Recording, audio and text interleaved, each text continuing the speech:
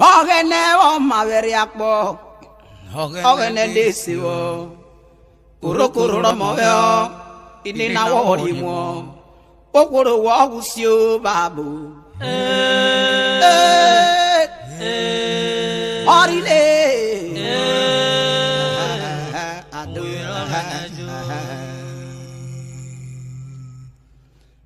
Ogene o maveri akpo. Ogene lesiwo. Urokoro rakbeje. Inina wodi mo. Okoro wo usio. Usileruwo. Utuko akpo mome. Inero velajue.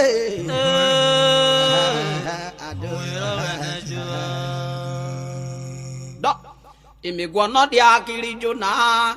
Ijona roge neju wibio si o majoto iriroro. Ore wa mrumaro yo.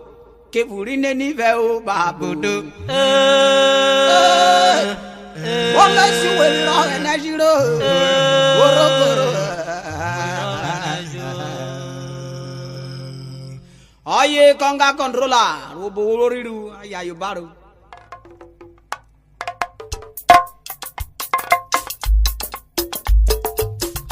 Aye korokoro.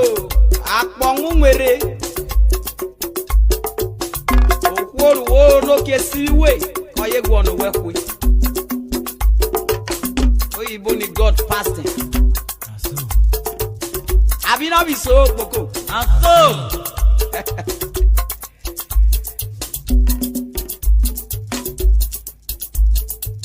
Okay lo. Onori alele won owora kobelu. Onori alele won owora kobelu. Lorun ebi rori e o. Indo se di were wado. Onori alele won owora kobelu. Onori alele won owora kobelu. Ya we be on Indo se di were. Ono eri ayo owora kobelu no.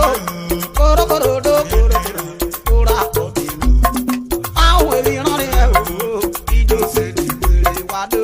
Onori alele won owora kobelu. Yo owora kobelu no. Onori alele won owora kobelu. Ori ni me. Ya we be on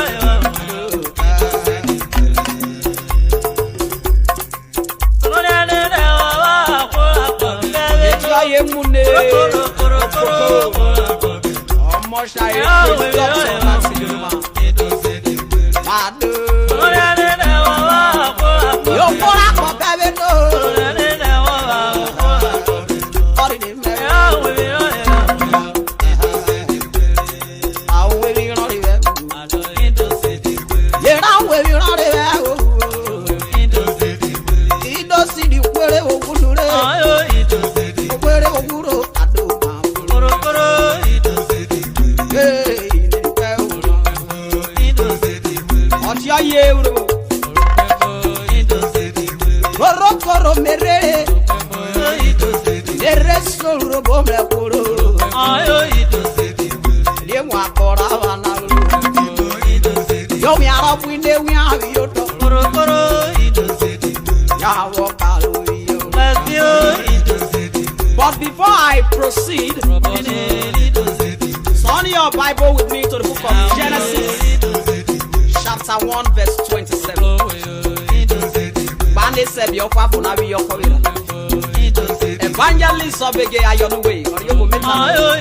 Yet, I greet you, sir. Yet, that we are created in our Lord's image. God created us in His own image.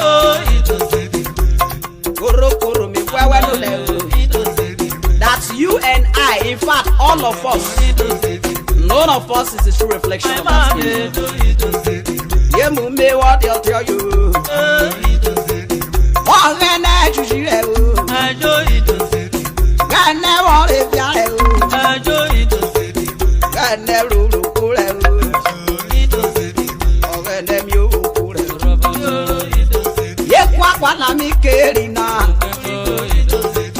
Your body walk up. Ukabari kudero moromyo. Hey,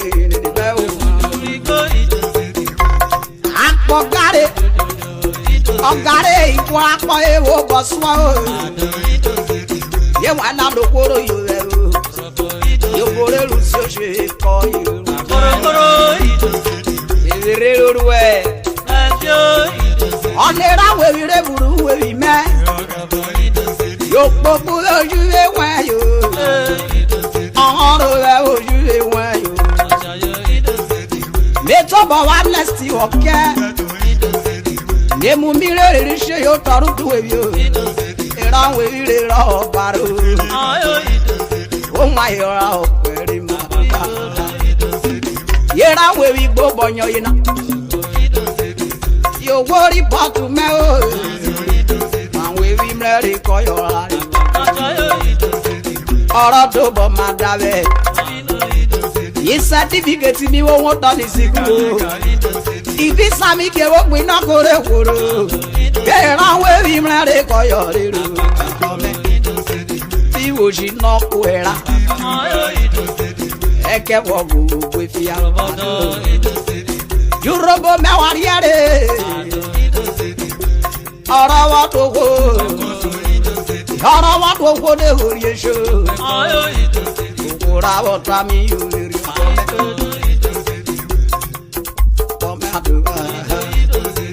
Nedi pagege oke ye mu akpora wa na o oji gasa joro wa gbo o iran we wi de tasi pagege wa o ko balanta ne kwari from ibo kwere wa neje di rasgo mu oke iran we wi de teti o omi ji breki kiri motori dangoti Ome gregra koko wamble Iru kuro jijiri regu isabele Manaka koko ya gregre vijiri na Urhobo mewari yere Yoba nunu roja kokoro Ma viru adanu boliru Nera di dosidio Nera da kara Meje di vrai pichi Iveri na mere ye robot Evido si di worogbo wawaware Iran wevi na riye bubono ne Korho korho bi akegbe onda yara o Iri ori ire Ogun yo tore kwa me Oguru obebu kagbo Oguru ado to ma fuwe Yera we kuro do ma to me yo ma fuwe fu kwaya me ye be o bebe ran we ojuje ori e daro orogo owu nu o maro ma fuwe ira sari tu mera o sari tu mera mi se otu B.I.G. rain oil Korho korho mi yeruwe Uke karwa wakele Ai wunu wuma Ai wunu wuma ruma akwa fudo Urhobo me ando Jaye boko Wama kware Aba kware kware Ogwo ya yogo Urhobo lori o Ebi popora ko Prince Efe, my brother, my friend. That is the chairman task force Oil and Gas Ogara City Overu TV mamo, oh my brother Your vice yo Yeji rogene anti-crown. Watch your over, my brother. God bless you, sir. Iboke roke. Kona Mario Bao.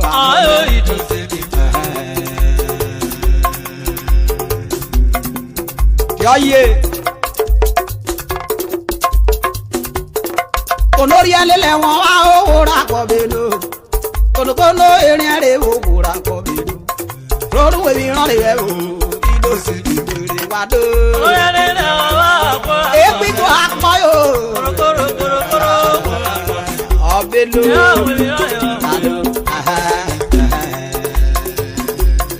Oyinanuro.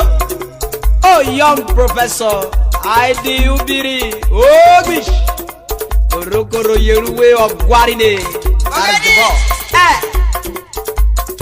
Arwafa. Yo body wo ra mi de ro me o. O me na sa o. O iberu si o. Body wo ra mi de ro me. O me la sa o. O iberu si o. Me wo wo giro we me le di ajore ako. O body wo ra mi de ro me o. O me na sa o. Ọba arọ jẹ́ o máa wọ ẹ̀kọ́ ìjẹ́ ọmọ ìpè rẹ̀ o. Obori gboro ẹ̀mí dèrò mẹ́rin. Korokoro. Ọbẹ̀ nàta o. Oh, so baby. Ọ̀yìnsó ogun owó náà. That's the bishop of Urhobo. I don't know wetin I wan even talk. O ṣe baba. Yọ̀bọ̀rì wo wẹ̀rí mi dèrò ọmọ o. Ọmọ ẹ̀ náà sá o. Kọ́ ìpè sí o. Obori woro ari mi de ro me o me na sa o ko iberu si o be wo wo kiro we me di ajore ako Obori gboro ẹ̀mí dèrò mẹ́ o. wa de o Ọbẹ̀ nàta o. Ẹ̀kọ́ ìpèrò. be okwo kere di pastor okora ko o me o Obori gboro ẹ̀mí dèrò mẹ́ o. Ọbẹ̀ lọ o Ọbẹ̀ nàta o. Ẹ̀kọ́ ìpèrò. alo o ma ni korokoro bo ma ni Ọbọ̀ máa ní. korokoro bo ma ni Orin pé lọ́bọ̀ máa ní. ọba kọrọ ye ni Ọbọ̀ máa ní. o ọbọ ma ro ye Yóò lọ́bọ̀ máa ní. wa chakọ ke yere Ọbọ̀ máa ní. wa chakọ ke yere Orin pé lọ́bọ̀ máa ní. korokoro mere nu re Ọbọ̀ máa ní. wejuwe bi ro ma o bo ma ni o I take God beg una Ọbọ̀ máa ní. shaye Korokoro ọbọ̀ máa ní. ye bu me oswana Rọ̀bọ̀dọ̀ ọbọ̀ máa ní. kuleri ko swana Òpópó ọbọ̀ máa ní. korokoro me da so me o Korokoro ọbọ̀ máa ní. me na ko ibe Òpópó ọbọ̀ máa ní. korokoro yerande Rọ̀bọ̀dọ̀ ọbọ̀ máa ní. korokoro ede bi Korokoro ọbọ̀ máa ní. yo wi are me wori mo Ọbọ̀ máa ní. o wi na ye mi nyari Mẹ́ta ọ̀nà ọbọ̀ máa ní. Rọ̀bọ̀ ọbọ̀ máa ní. iloro kore re Ẹjọ́ ọbọ̀ máa ní. enare meswana Ọbọ̀ máa ní. ogene ikevi Yóò ọbọ̀ máa ní. ori mirwe la de jewo Ọbọ̀ máa ní. o to gba wo ma ba we Ọbọ̀ máa ní. ma no gbogbo ye gbogbo Ọbọ̀ máa ní. o ibo to da bo Omi owó ọbọ̀ máa ní. that we are in a learning process nobody is perfect my brother Ṣòwò ọbọ̀ máa ní. ori robo re Ẹjọ́ ọbọ̀ máa ní. wọ́n lọ rẹ gbẹdẹkẹ Ìfràdé ọbọ̀ máa ní. àbí wọ́n lọ wẹ mí rẹ dẹkẹ wẹ Àtẹ̀jẹ̀ ọbọ̀ máa ní. wọ́n àwọ̀ ya ọba Àtẹ̀jẹ̀ ọbọ̀ máa ní.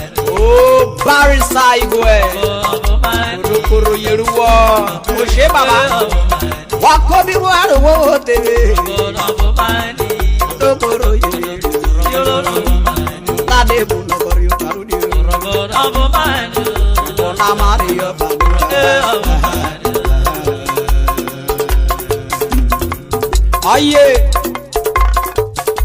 korokoro fans ogara mi so dẹ̀rí kó nana kó dẹ̀rú nù mí sè amúlọ kpọ̀ra yorùbá ẹ̀ abẹ́rù tèmi sá oh God bless you my people. mi kawu nu wo to dẹ̀rí kó ebo kó lè ṣe ọkẹ́ bótọ́ òkòkiri Mr. Venture àwọn yẹn ọ̀yìn patron ìlú kókó náà korokoro fans thank you sir. Mrs. Kanda Anna patron ìlú kókó náà korokoro yeruwe ọkọ bẹ̀rẹ̀ ó ti. What about the chairman? Onigba Bakora ye Benegalo my brother. Okay, àwọn àgbàlagbà. If Bio na bio you tolwe. Yera modera uduro ye osiruru. Yo wo pike bozilo wezi woriere bio. Share sere ko bregaga. Anama shakara. Tira won pe tira bo pe tirunu. Yo wo pike borilo wezi woriere bio. Share sere ko bregaga.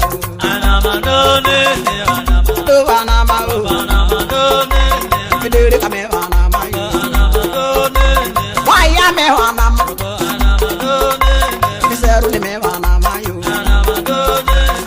Wama kwarere. Ogoro kigoro ebuko yo ashe o. Shere rira o.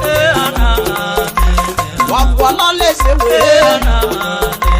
Wolwa la shi wori lo we si yo. Wori ebi yo to. Amasa o shari we para o. Wori aye bi. Shari sere ko shinga.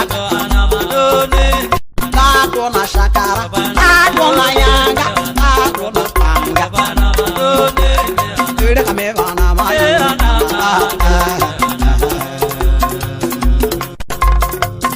Ebi gaga. Ebi o wa to bobe.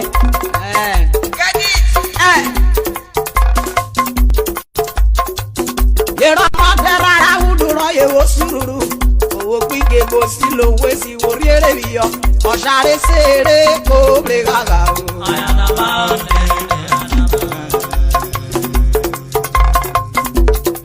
Oh, gare utokri.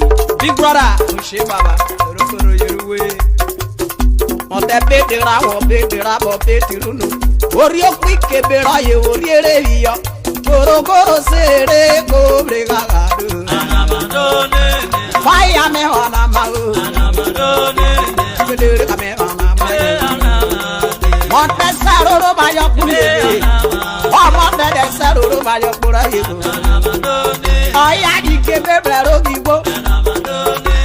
Si mi ye komamba, komamba yo komamba yo.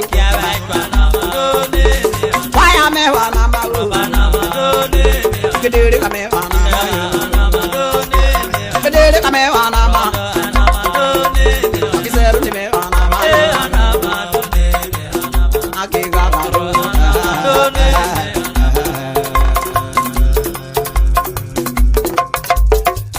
Oti aye konga controller. Ike we mome. Mata bedira won bedira bo bedirunu. Ori pike be woriere biyo. Oshare sere ko bregaga. Kedere kame